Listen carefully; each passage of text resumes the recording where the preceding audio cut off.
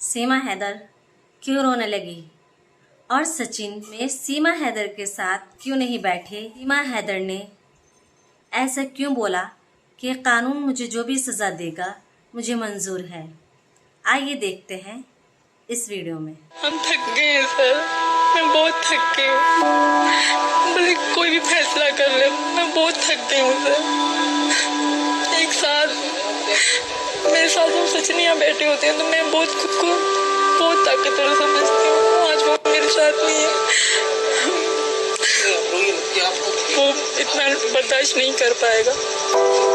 पिछले कुछ दिनों से पाकिस्तानी महिला सीमा हैदर को लेकर अलग अलग तरह से बातें हो रही हैं। एटीएस ने, सेंट्रल एजेंसियों ने लंबे टाइम तक सीमा हैदर से पूछताछ की। आज तक इंडिया टुडे विस्तार से सीमा हैदर से बातचीत करेगा। क्या सीमा हैदर आईएसआई की एजेंट है, क्या तालिबान से उनका कनेक्शन है, और अलग अलग तरह से सीमा हैदर को लेकर बातचीत हो रही है। और अभी हाल में ही सीमा हैदर ने राष्ट्रपति के सामने याचिका लगाई है कि उन्हें भारत की नागरिकता दी जाए। सीमा हैदर, आपने राष्ट्रपति के सामने अपने वकील के जरिए क्या याचिका लगाई? यही कि मुझे रहने दिया जाए, मुझ पर भरोसा किया जाए। मैं एक माँ हूँ, मैं बड़ी उम्मीद लेके यहाँ आई हूँ और मेरा वापस जाना तो मतलब अगर मैं यहाँ से वापस जाती हूँ तो मेरी तो जिंदगी खत्म ही है। मेरी 3 बेटियों की जिंदगी खतरे में होगी सर। मैंने ये रिक्वेस्ट सर के जरिए करवाई है कि मुझे यहाँ रहने दें, एक बार भरोसा कर ले मुझ पे।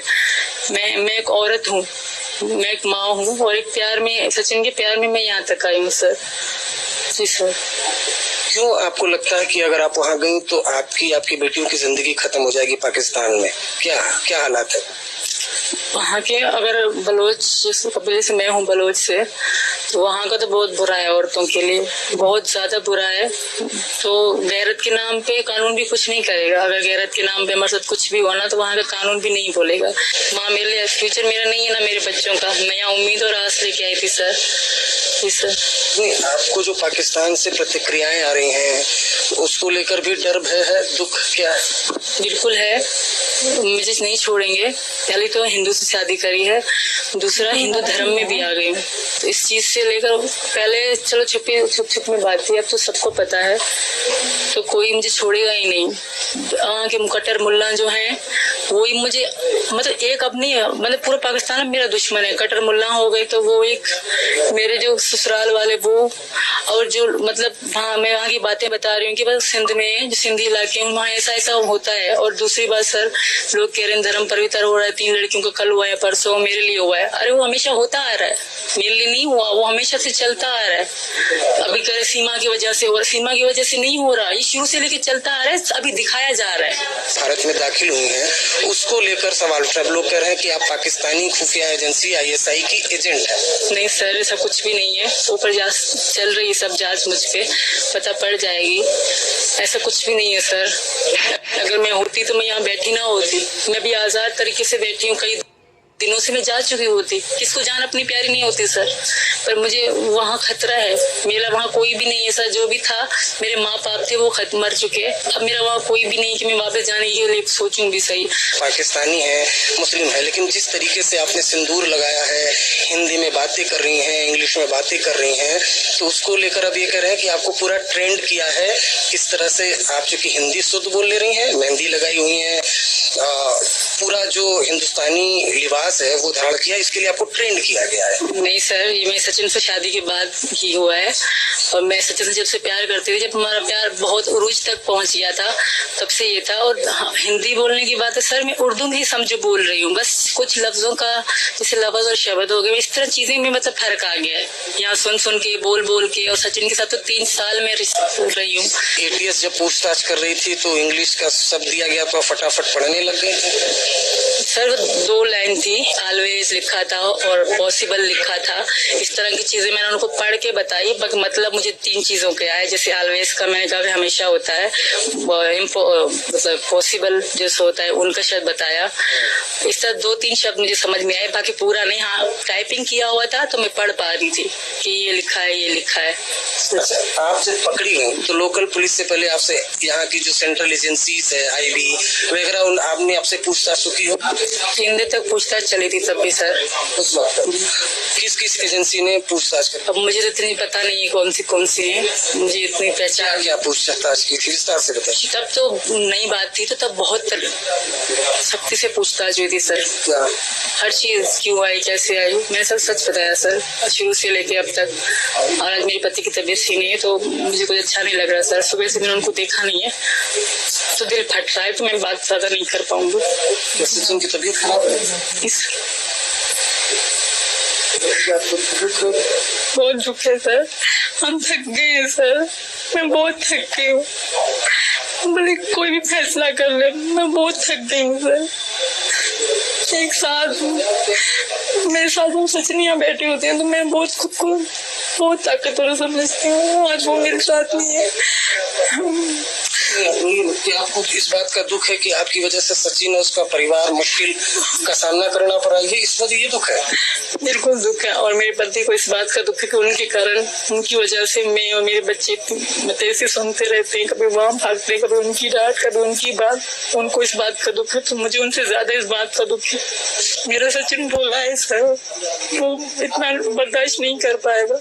सीमा, आप भारत और पाकिस्तान को जानती हैं, ये तो मानती हैं ना कि आप भारत में हैं तो फिर भी सुरक्षित तो हैं आपको?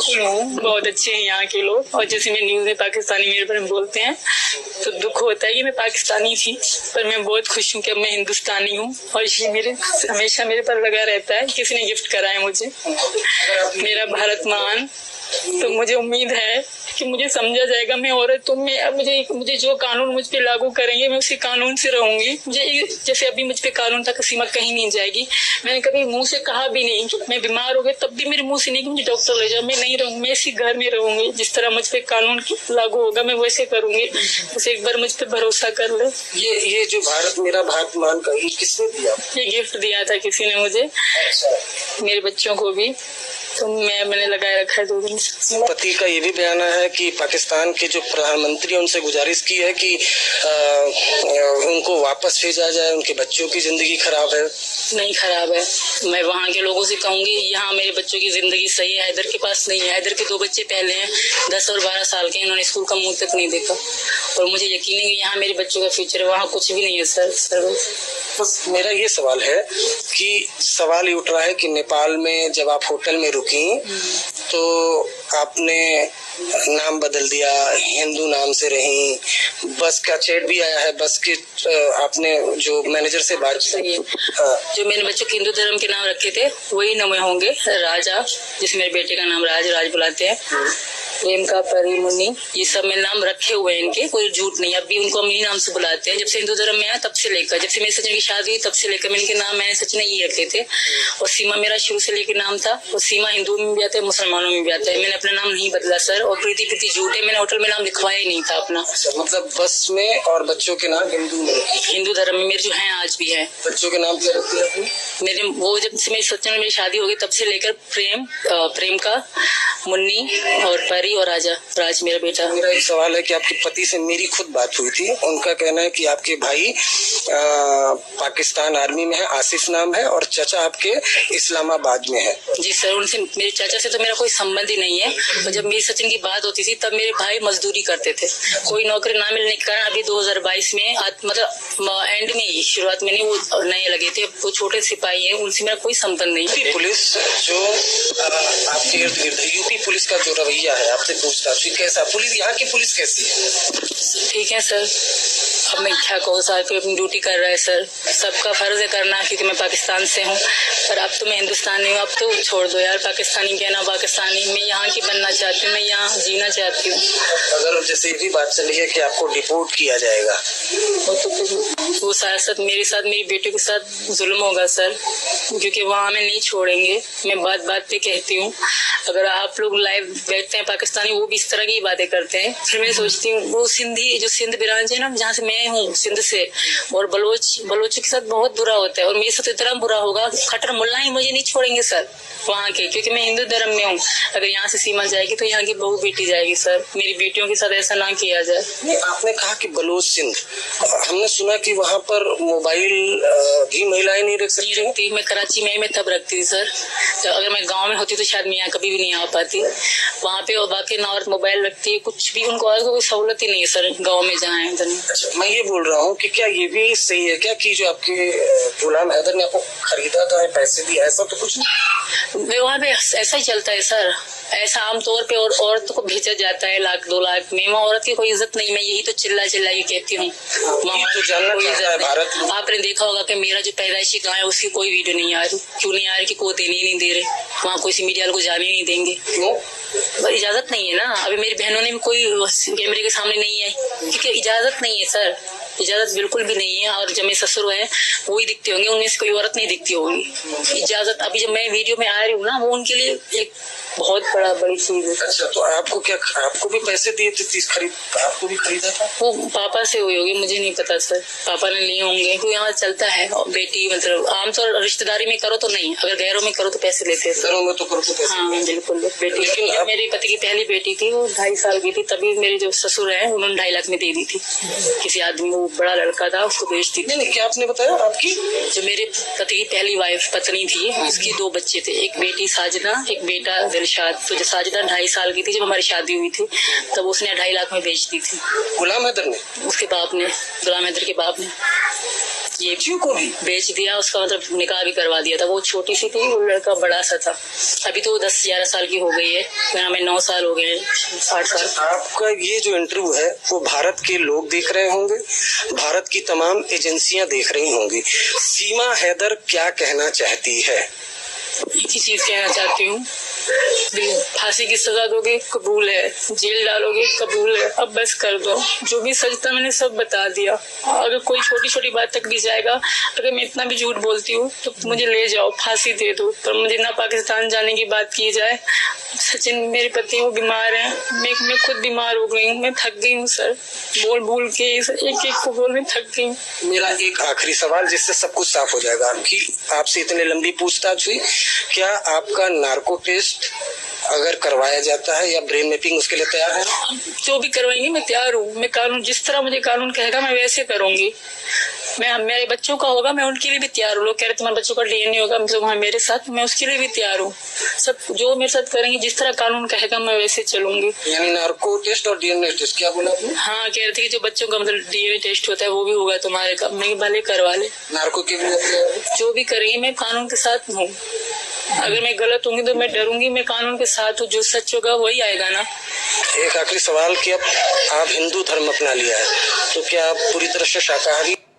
बिल्कुल, वो तो मैं साल पहले से हूँ। मैंने बड़ी पे भी कोई गोश्त नहीं खाया, मुर्गा पुर्गा कुछ भी नहीं खाया पिछले 1 साल से। अब से नहीं, पहले खाते? पहले बिल्कुल खाते थे। हम ईद पे गोश्त खाते थे, गाय बकरा सब खाते थे। 1 साल हो गया है। सचिन ने मुझे मना करा था कि तुम गाय